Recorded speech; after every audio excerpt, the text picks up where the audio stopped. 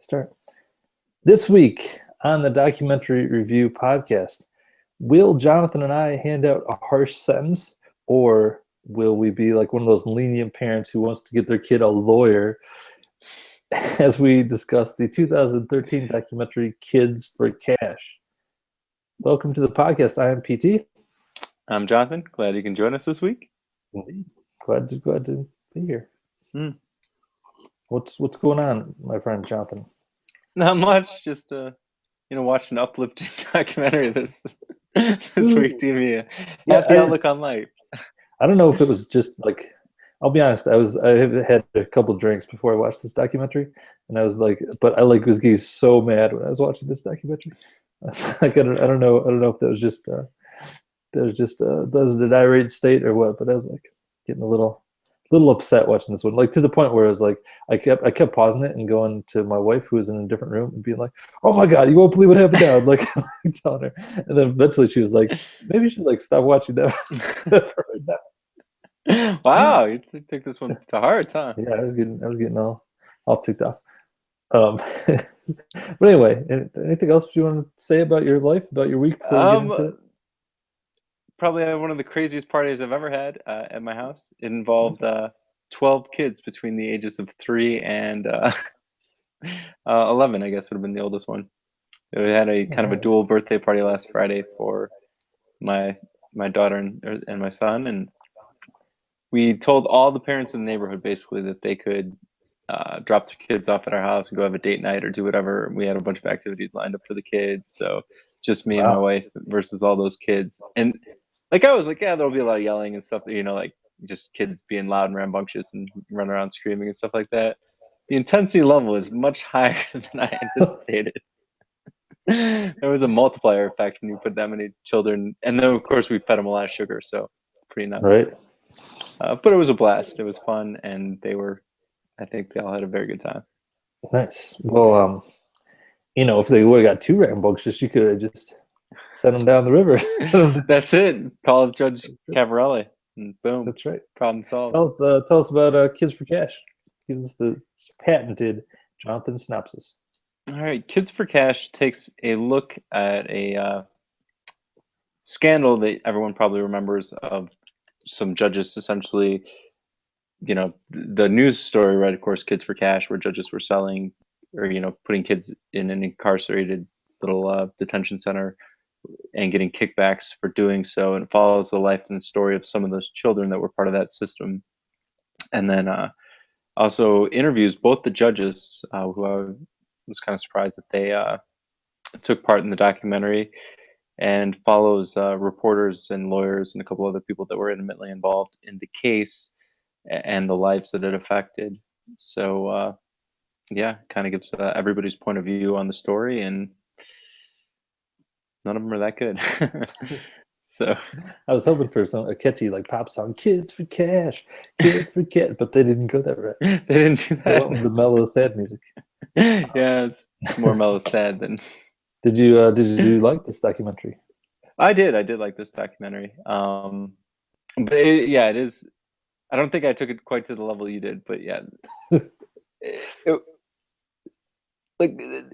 I don't know if I should cut to the chase, but there's one part in this that just blew my mind the whole entire time watching the documentary, and it's still blowing my mind. I can't get over. But let's go to it. Go. I have a prediction of what you're going to say, but go. Let's hear what you got. All right, the judge that sentenced all these kids, at the end, he's like, he eventually gets convicted for essentially money laundering, or because he took a finder's fee and he didn't appropriately disclose that, and that's really what they got all his felony charges on. None of them were for bribes or kickbacks or anything like that. But anyway, and so he admits, he should have done, used the money more quickly. And never at any point is he like, wow, that's pretty messed up what I did to all those kids. The whole time he just sticks to his guns, and he's like, yeah, I always did what I thought was best for all these children. And it was like, no, what you did was horrific. I mean, that would be like a Nazi being like, well, yeah, I just did the best thing for Germany. That was it. There was, Right. I mean, yeah, sure. I destroyed lives, but that was what was best. Right. Because he never ever got the idea that, oh, like tearing children away from their parents for very very minor infractions, and then like essentially conning them out of getting a lawyer is a bad thing. Never, till the very end, he's never ever has any idea that could have been a bad thing to do. Right. No, I So, yeah, I can see that. What do you think about like I guess we're definitely cutting to the chase here, but what do you think about because the documentary kind of made a little bit point at least that maybe like he didn't exactly do this for the money. Maybe like do you think he really did think that this was the best thing for the kids? Because like they said a couple times that he was basically doing this pretty much this exact same thing before before he was yeah, even taking no, the money. I get the impression that it wasn't. Um, I think I think when he was getting that kickback, or not the kickback, but like the finder's fee from putting up the penitentiary, and like I'm sure he knew kind of what was going on. I'm sure he knew that, like, it sounded like that other judge was a connected guy or something like that. When they kept saying he has all these business interests, but it's not like eventually they never come out and say it. But I would assume that that guy was a connected person, and like he really knew what he was doing. He was like, he really set it up where he was like, oh yeah, I'm gonna shut down this old juvenile detention thing. And that guy really sounded like he was like aggressively doing something illegal. I'm gonna use my position of power to shut this one thing down and give you the contract so you can get blah blah, do all that stuff. And the other judge, I'm sure, was fully aware. Cavarelli was fully aware of all that stuff, and probably fully aware that he was going to end up getting a big kickback for it. Having said all that, I don't think that he did put those kids in juvie because he was getting I don't think they had a game plan like every kid you send us you get $5,000 or anything like that. Right. um I think he legitimately, that he was just a real bastard, and like I think a genuinely evil person, that he would just, and it just blows my mind that no one stopped him for so long. It took so long for someone to be like, yeah, my kid shot a spitball in class, and this guy put him away for 90 days in a juvenile detention center. I Right. mean, and maybe every single child that came to that courtroom with a lawyer, that child didn't go to juvie. So it was only poor people that didn't know how to take any recourse against this judge. Right. Yeah, I don't know. I've always had like a weird fear of like being falsely accused of a crime and going to prison, just because, man, the criminal justice system is just so big, and like I feel like you could like stuff happens in that system. Obviously, it probably won't happen to me, but part of the part of the like the impetus for it was like one time in college, I got pulled over for speeding in another state, and they like said, yeah, you have to pay right now, or we're going to take you to jail for a little bit until like someone can wire the money. And I didn't have any money on me or whatever. It was back in the day. I don't think I ever had any credit cards or check cards or anything like that. So they took me to jail, and I like sat in jail for a few hours, and like man, like once I was in the door, it didn't matter that I was there for like having speeded. Like man, everyone just treated me like such crap, and like I was like, oh my god, that like just the dehumanizing factor of like the second you cross through that door as a perpetrator, like no one would have believed anything I said or whatever. So I don't know. For some reason, I've always found that idea very scary. That that would really suck if you're falsely accused and couldn't prove your innocence. So there you Yeah, go. That's my yeah. look into my Or psyche. or if you're in this guy's district, you don't. It doesn't matter if you're innocent or not. That guy didn't, All right. like that judge never like got to the bottom of it. You know what I mean? He was just like he was like, Yeah, oh well. that was the thing that was like really scary to me, and where I started getting really like worked up about this thing was like when the parents would tell their stories, and because like I really like I got into the heads of the parents and was like, man, I could really see myself in their situations where it was like you're like I would like to think I'd be smart enough to get a lawyer or whatever, but still, but like I could definitely see it from their perspectives where they're like, oh yeah, my kid's going in for this dumb thing, and like the cops had kind of like presented it to them as, yeah, we're just gonna want to scare them straight kind of thing, and then you go in and like they're in the courtroom for like 1 minute and then they're getting hauled away, like oh Right, Holy yeah, shit. in there for 1 minute and their kids are going in shackles. Yeah, there's another like on top of your like, once you cross the bars and you're the perp and like like in your case, I mean, you were never tried for a speeding ticket. One, it was only a speeding ticket. Two, it's not like you were found guilty of it. You know what I mean? Right. You could have gone to court and been like, oh yeah, that guy's radar gun was broken. Blah, I was fine. I was never speeding and gotten, been innocent of the crime. You still got treated that way. The other thing I learned is cops are just realizing this is recorded, but yeah, a lot of cops, not all, but a lot of cops are just complete jerks and totally horrible people. Like, and they just happen to have a ton of power. You know what I mean? And I think that power, like the whole phrase that absolute power corrupts absolutely, is very true. I mean, one, you're dealing with a lot of. I'm not saying that anyone, there's a reason for it. I mean, like a certain type of person becomes a police officer, and then the job itself is full of a lot of really bad things. Like you're always dealing with a lot of different criminals. But like the limited experiences I've had with police officers, they are very not on your side. They are completely against you, and they are treating you as a criminal prior to anything. Like for example, one time, I I don't know if you were there or not, but I had a girlfriend in high school, and she was just a kind of a crazy person. I'm sure you remember her. And Hmm. but anyways, I was at a party and we were underaged and had a couple drinks, just like 2 shots or something like that, but enough where we had alcohol in our breath. Um, Still totally sober, but certainly had been underage drinking. And she stormed out of the party because of something someone else had said. Right. And so I went and looked for her and eventually found her. And as that we were walking back, no, that's right. I was trying to get her to come back to the party, and she was just like walking off on her own. She's just like a young, crazy, emotional, teenager. And so she was kind of freaking out. And I was literally, I mean, nothing had happened. There'd been no incidents or anything like that. And the police happened to drive by and pulled over and put me in the back of the police car. And they grilled me for like an hour, like in my face, trying to get me to confess to hitting her and like assaulting my girlfriend, which I had not done at all. It didn't, like we hadn't even like had a fight or anything, no, they had no raised voices, no nothing. But I mean, they tried so hard to get me to confess to a crime that never even happened. There was no, nothing had happened at all, and they worked and worked to try and like screw me over essentially. And that Right. is the same thing those police did to those parents, like, oh yeah, you don't need a lawyer. Oh, this will go really smooth if you just like cooperate. But that's all lies. Anyone out there that ever deals with the police, they are lying to you 100% of the time to try and screw you. So I mean that is a fact. I mean, when they said that to those parents, they did not believe that they were like, oh yeah, waive your right to attorney. That'll help you. They were thinking like this will make it easier for us to convict your child. And that's what they really thought, and that was their motive by telling them don't get a lawyer. That's flat out evil. That's horrible. It's horrific. And that's what they did for years and years by all the police. I mean, the judge wasn't, he had a lot of partners in crime.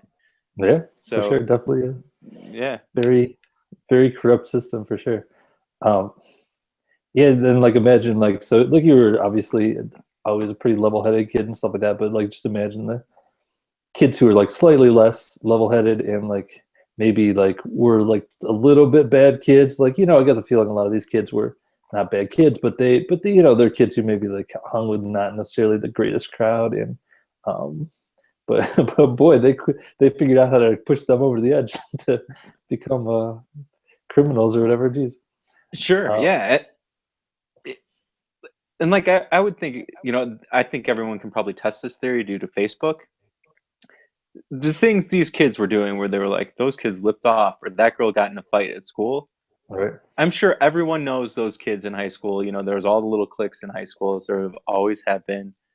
And, some kids were lippy and some kids were, jocks and some kids were academics and all that stuff. I bet you if you go back through Facebook to all those kids, and, I'm going to assume none of them went to juvie for 4 years. I bet they all have incredibly similar lives. So in other words, they were just growing up, and some kids were lippy in high school. And I mean, obviously, you'll find some that didn't, have a good life. Maybe they did go, commit crimes or not become a, member of society, a productive member of society. But I bet you the mass majority of all those kids that were naughty in high school turned out virtually identically to all the kids that were every other class in high school. Just as I'm sure all these kids that he was sending away and ripping from their parents, although they probably had a much lower success rate because of those factors. So I'm sure he had a hugely detrimental effect on all their lives. Yeah, no, I totally agree. I've had a couple instances in the last few years where I've been talking like I think I'm just learning this what you just said because over the last few years because I've always like assumed when I meet someone and they're kind of like me like oh they're probably also like me in high school but like I've been a few instances lately where I've been talking to someone and they're like oh yeah I was a really bad kid in high school and I did all these different listing off the different drugs they did or whatever listing off the different trouble they got into and I was like oh man you're completely fine now. Right. But yeah, I think people, have different paths to maturity and different ways that they, find themselves and all that stuff. And it's pretty dangerous to throw someone in prison when they're that age that really is gonna throw them off track. Yeah, yeah, especially like 13, 14, where you have no real concept of long-term consequences. You have no real concept of uh, almost anything. I mean, you're still Right. just in the beginning stages of figuring life out. Yeah, and think about too that like a 13-year-old boy being thrown into essentially prison with like 17-year-old basically men. Like there's a huge difference between a 13-year-old and a 17 and a half year old or whatever. There's two very different things. Yeah, Uh, absolutely. and it's gotta be pretty scary when you're at the young end of that. Yeah, yeah, and then like I mean like it's I mean like they said petty offenses and stuff like that, but then in the end, like after that guy got after the judge got convicted, they overturned 4,000 convictions of his. 4,000, 4,000 That's a lot. kids that, yeah. I mean, that's a lot of lives ruined right there. Yeah, And I mean, totally. like, the fact that somebody with that kind of mentality can be a judge in America just blows my mind. Like, Yeah, I mean, on the one hand, I agree with you. On the other hand, though, I don't necessarily find it that surprising because, like, I mean, judge is an elected position, right, for the most part, yeah, at yeah, least. it is. And I don't, and like, I don't know, being like, yeah, I'm really tough on crime. That's a pretty good way to get elected. Like, no one's gonna get elected being like, well, we really need to like be a little softer on these kids who are in trouble and stuff like that. That's so I could see why like the hard ass guy gets elected as a judge. I guess I would still think that like after one term, you know what I mean? Like it's not like the terms are 3 weeks, it's 4 years or whatever. He's sitting on that bench just throwing kids in juvie one Right. after the other And with like yeah, and another thing that totally blew my mind in this was like that once I thought about it for a minute was like essentially like what kind of like brought this to light was like basically one parent being like, holy shit, this isn't right, and like making a ton of calls and like finding out like why wouldn't every parent in that situation be right, like I don't like want to blame the parents, but still, but I would like to think, holy hell, I'd be like moving heaven and earth to right, especially yeah, like I totally agree because like I mean like I only because my opinion of police and the justice system, like I'd be like I'm gonna lawyer up and get in there, and plus I have the means to do so in it. But I mean if I didn't have the means, or if I was just like a little more naive and didn't lawyer up, which I totally understand as a parent, I walked into the courtroom and then like 1 minute, 60 seconds later, they're like, yeah, put the shackles on your kid, and we're taking them to juvie after they'd done like that one girl made a MySpace page. I'd be like, whoa, hell no, this is, yeah, I'd be calling CNN. I'd be like, I don't know what I'd be doing, but I'd be doing everything in my power. I'd put life on hold until I got my kid out of that. Yeah, and like I don't understand why every parent didn't do that. Like, yeah, I don't know. yeah, The how about the people too that were in that I forget what that group was called that like kind of like sort of that the mom ended up calling to kind of help them, the like juvenile justice center or something like that. yeah, yeah. I think um that's what it was called. like holy cow, those people are doing like they made me feel bad about my life. I was like, man, those guys are doing some good work with their lives. That's like a worthwhile worthwhile thing to dedicate your life to, I guess. Yeah, they were two attorneys. I'm sure they were charging a lot of money for doing those good deeds. I mean, I'm glad they were there. And I'm glad they did them, but it wasn't like Right. they're just like pro bono. I don't think. Yeah, I don't know, but I mean, still, these people are making a serious difference in people's lives. Yeah, they totally are. So Good yeah, job, those good. guys. Yeah, good job.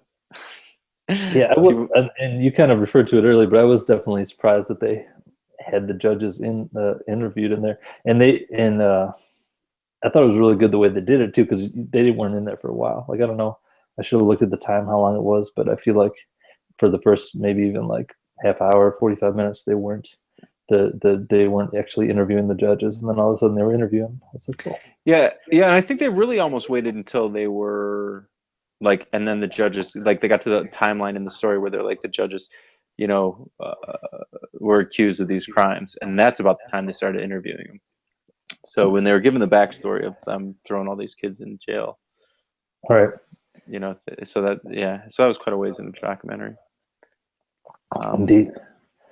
The I will say though the one kid, and I obviously don't want to believe any of the kids, but the one kid was like, I don't know if that story's true. It was like one of the first stories they told where the kid was like got caught for stealing a moped, and he claimed it was like his mom bought it for him or whatever. Something about the way he told that story, I was just like, I don't know if that's if that's true, buddy.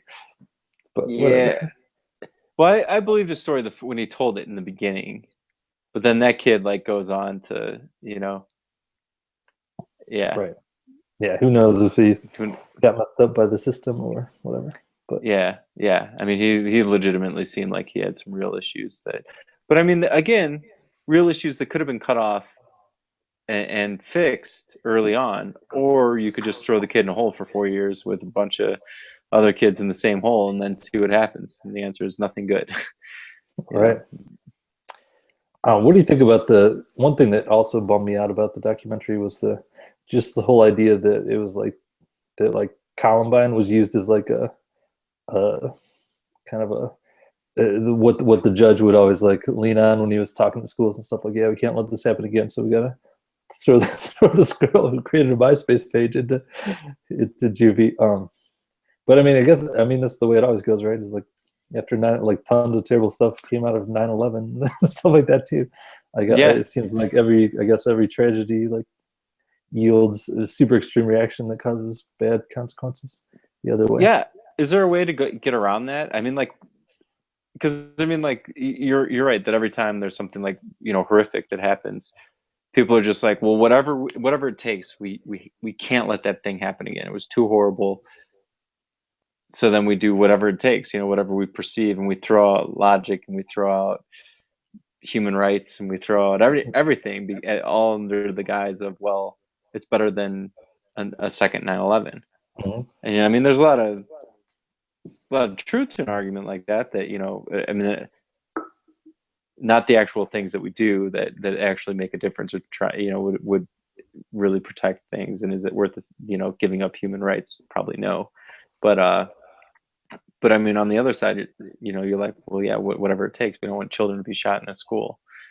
Right. It's a pretty hefty argument. I mean, you do almost anything to prevent that. Sure.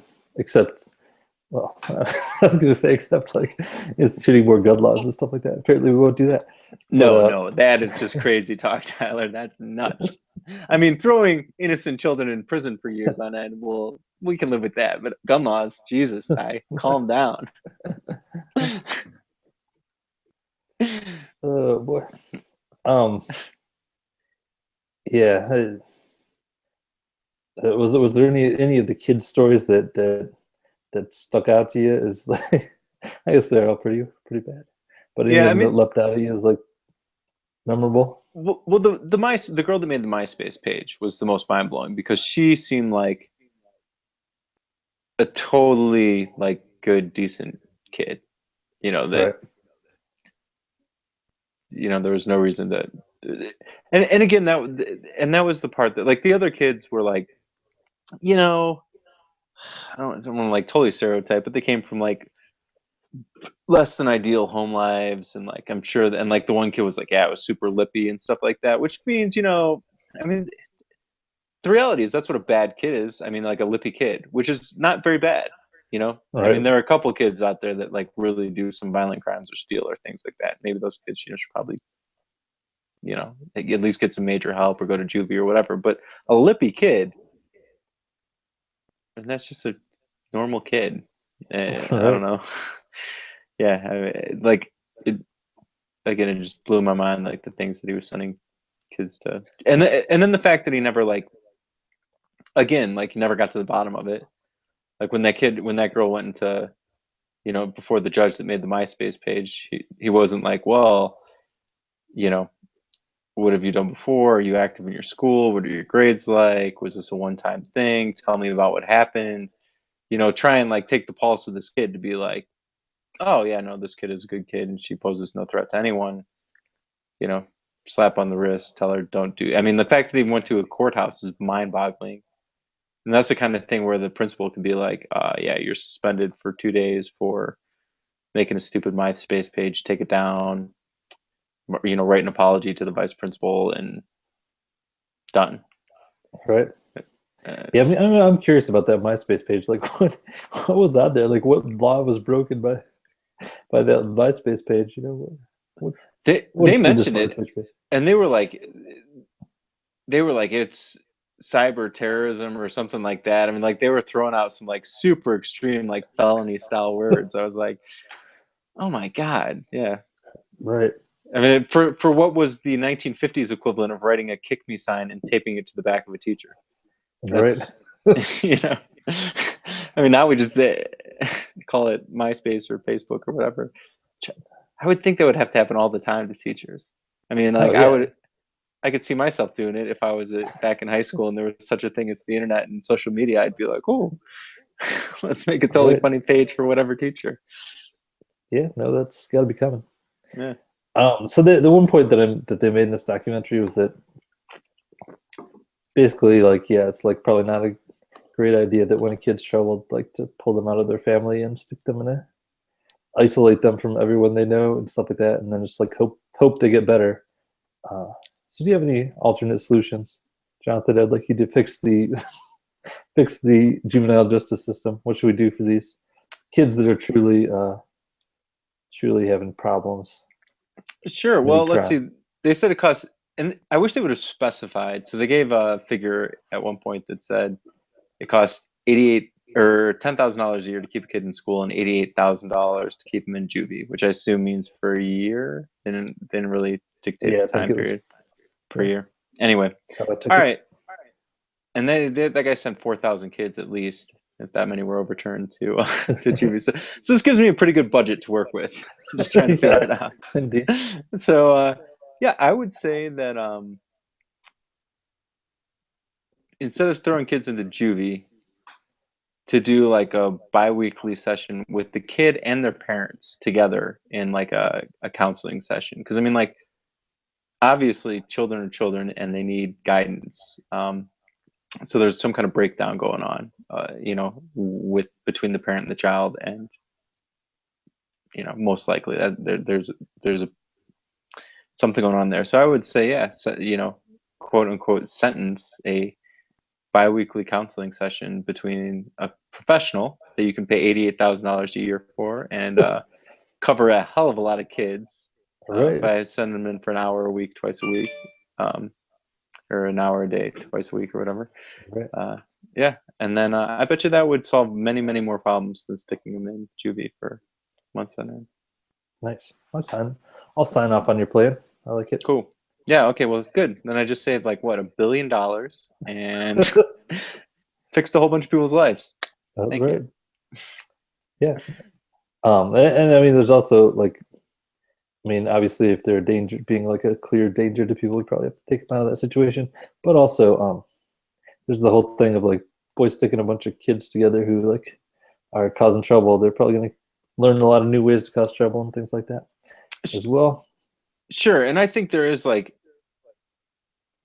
a a point where there should probably be, a juvie or whatever, some kind of like full time. And again, it shouldn't just be like a prison for small people. You know what I mean? Because that's what I got the impression the juvie was. It was Right. like, yeah, the kids were like, yeah, they stuck us in this room. We got to go out 3 times a day to eat. I mean, that's being in prison. I mean, Right. if you're gonna put people, if you're like, well, these children are dangerous to other people, then yeah, then work with them all day. You know what I mean? Like, make juvie school. Like, get them. Don't just have them sit in their room and do homework. Have them come out in a group with a counselor that teaches them anger management. I mean, you got all day long.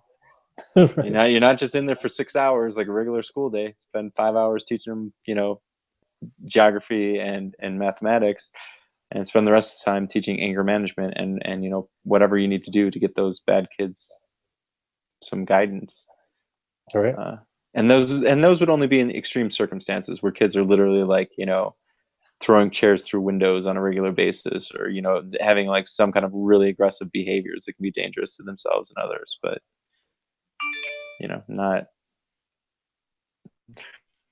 not silly Not stupid making a things like, MySpace page. yeah, not mouthing off to some chick at the bus stop. you know Shoot, there's a little kid in my neighborhood that mouths off to adults every once in a while. And you know what?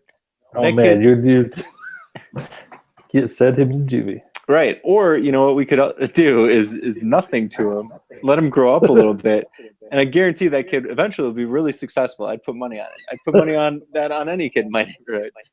All right. If we check in on these kids 30 years from now, they're gonna be like, well, as it turned out, by having every advantage in the world, eventually we really made it. That worked out really well Right.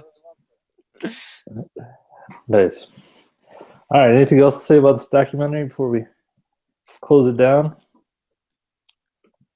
No, I'm still just want to just say one more time how like mind blowing it is to me that like that like judge guy just never, like, you could tell he legitimate, at least I believe that he legitimately never saw the error of his ways. Like, man, maybe that was a super horrible thing to do, what I did to all those children for all those years. Maybe. Right. I mean, I'm not saying that, not even that much, not even like the entertain the notion. He was just like, oh no, I did the right thing for those kids. Yeah. Yeah. And then, yeah. And the other thing that blows my mind is just that he was allowed to go on for so long. Yeah. God, it seems like there's in our society there's always people whining about everything. Like this is like a little legitimate thing to whine about.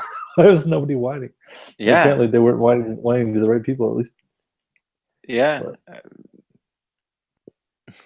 Yeah, I don't know. crazy.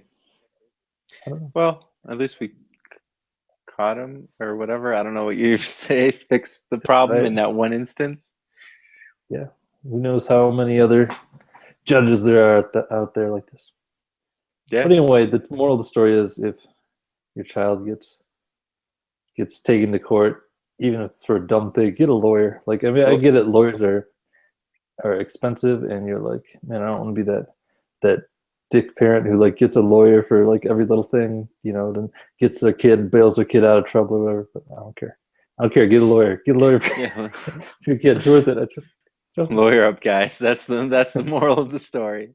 Yes. Get a freaking lawyer. All right. How many stars are you gonna give this bad boy? I give it 4 stars. Um, Four yeah. stars is what I was gonna say as well. Okay. An Good agreement 2 job. weeks in a row. Damn. Nice. Well done. All right. You ready for our options for next week? Ready. Lay 'em on Okay, me. this is kind of a lame theme, but my theme is ABC. So I picked a documentary that starts with A, one that starts with B. I gotcha. Okay. First one is called Awake. It's the story of mystic Paramahansa Yogananda.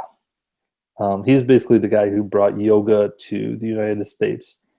And he also started this really interesting religion. And I'm not sure about this documentary. I think this could potentially be a propaganda documentary put out by his religion or whatever. So I'm not sure if this is like not a non-biased look at him or if it's a like basically just a propaganda film of his weird religion.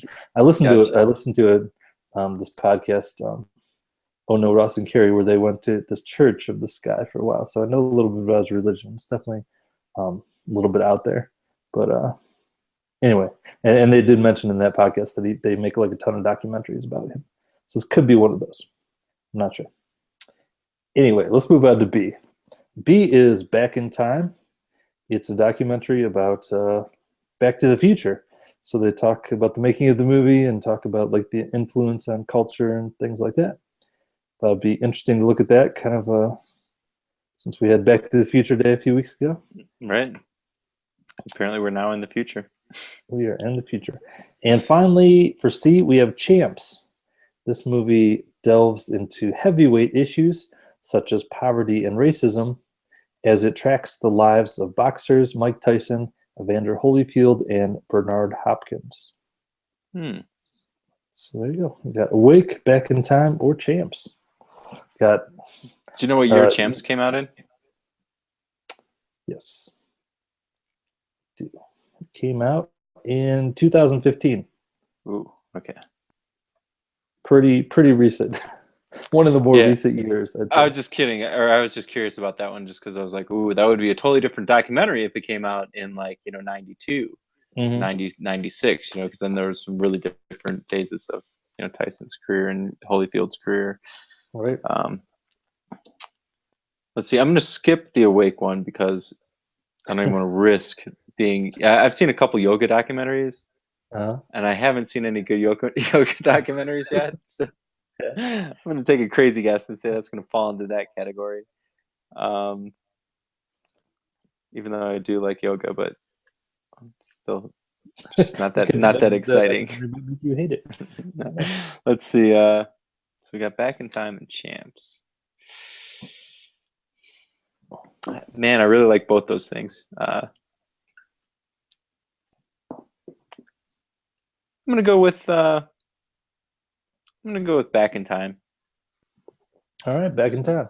Gonna go back in time next week with Back in Time. All right, so we will talk to you next week. Hey, by the way, if you on the off chance that you've gone to our website the last couple of days, it's down right now, and I emailed my my hosting provider, and I was like, "Hey, I'm getting this error message when I try to go to my website. What up?"